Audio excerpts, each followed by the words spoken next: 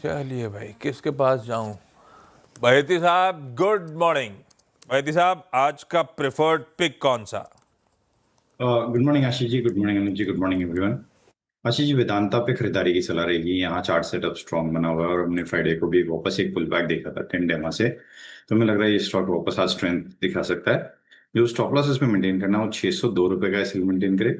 ऊपर में जो टारगेट रहेंगे 620 और 630 तक के इसमें देखने मिल सकते हैं। ओके, वेदांता ये हो गई सेफ प्ले है इस समय मेटल्स में। और वेदांता में तो एक और चीज़ है कि क्रूड भी इनका एक बहुत बड़ा बिजनेस है। ध्यान रखिएगा, पहले जो केन्स एनर्जी था, केन्स इंडिया था, वो वेदांता का हिस्सा है, तो इसके लिए ये भी क्रूड में भी है ये। चलिए, ये स्टॉक हो गया आशीष बहेती जी की तरफ से। रचना जी गुड मॉर्निंग। रचना जी बताइए आपकी ट्रेड। Good morning. और मेरी तरफ से ट्रेड रहेगी बीएचईएल के फ्यूचर्स में, जिसको हम शॉर्ट करेंगे। यहाँ पे ट्रेंड काफी स्ट्रांगली नेगेटिव है और हल्का सा जो एक पुल बैक आने की कोशिश हुई थी लास्ट ट्रेडिंग डे को, वो नेगेट होता हुआ एंड ऑफ द डे तक नजर आया है। तो मेरे हिसाब से डाउन साइड पे रेजिस्टेंस से ये काउंटर दोबारा अपना डाउन ट्रेंड रिज्यूम कर रहा है। अभी हम 273 पे बैठे हुए, हमें यहाँ पे एसएल लगाना चाहिए 278 पे फ्यूचर्स पे, और उसके फ्यूचर्स को शॉर्ट करना चाहिए for a first target of 264। And अगर कोई मल्टी डेज के हिसाब से प्ले करना इसमें पसंद करता है तो इवन 255 तक के टारगेट यहाँ पे पॉसिबल है। So 264 and 55 are the targets and 278 is the stop loss. सही बात है, बड़ा ऑर्डर मिलने के बावजूद टिका नहीं था फ्राइडे को वो स्टॉक। वीक है, बिकवाली करने का कॉल रचना जी की तरफ से बीएचईएल पर। सतपुत्र साहब गुड मॉर्निंग, आज का प्रेफर्ड पिक भाई साहब। जी Anuj ji, good morning and good morning everyone. Ashish ji देखिए, मेरी नजर है डीवीज लैब के चार्ट के ऊपर। आप डीवीज लैब का डेली चार्ट देखें, पिछले 3 दिनों में ये जो करेक्ट हुआ है और वो भी हल्का करेक्ट हुआ है, वो एग्जैक्टली हमने 10 डे में को टेस्ट करने के बाद कंप्लीटली रिकवर। तो ये जो हम कैंडल स्टिक देखते हैं, that's a doji candle stick. इसका जो प्राइस पैटर्न है बढ़िया है। नेकलाइन 6600 के आसपास थी, तो इसने 3 दिन पहले जो ब्रेकआउट दिया था बस उसको हल्का सा करेक्ट किया है। तो Divi's lab is a buy. Stop loss होगा 6575 का। मेरे हिसाब से 6700 प्लस टारगेट डीवीज लैब में आना चाहिए। डीवीज लैब्स की हो गई राजेश जी की पिक। मानस जी गुड मॉर्निंग। मानस जी आपकी पिक।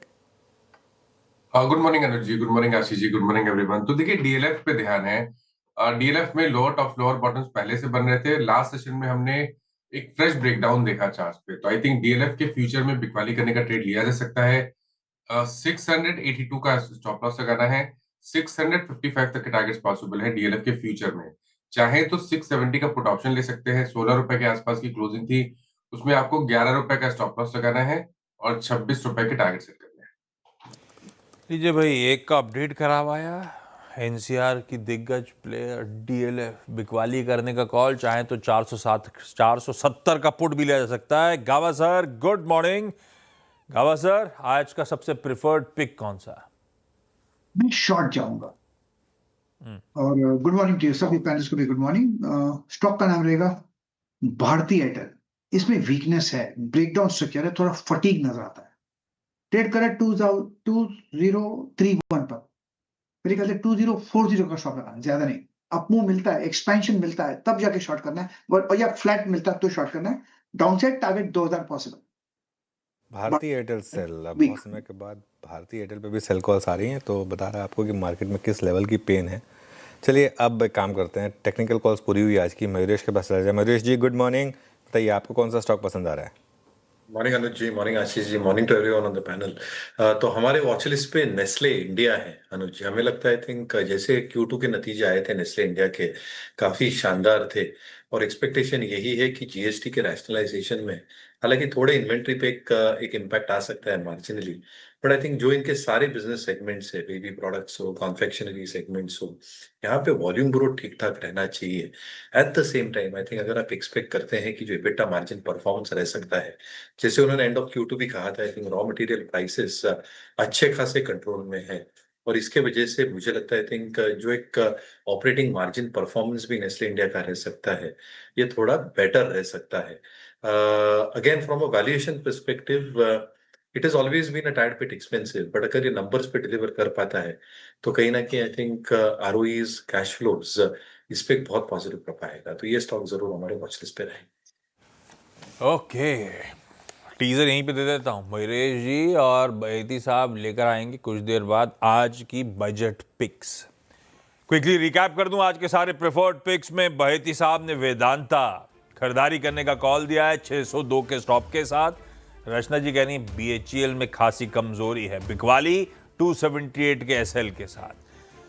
सतपुते साहब दिवीज लेबोरेटरीज में एक बाय रिकमेंड कर रहे हैं 6575 का एसएल है। तो मानस डीएलएफ पे एक सेल कॉल लेकर आए 682 का स्टॉप लगाइए, बेचिए और चाहें तो 670 का पुट ले लीजिए। तो गाबा सर कह रहे हैं दिग्गज भारती एयरटेल में भी वीकनेस है 2040 के स्टॉप के साथ एक सेल। और फंडामेंटली यहाँ से कुछ अच्छा लग रहा हो लॉन्ग टर्म के लिहाज से वो एक नेस्ले इंडिया, मयूरेश और उनकी टीम का प्रिफर्ड आइडिया है। इन लेवल्स किसी भी गिरावट में एक्यूमुलेट करने के मौके इस दिग्गज एफएमसीजी काउंटर में ढूंढे।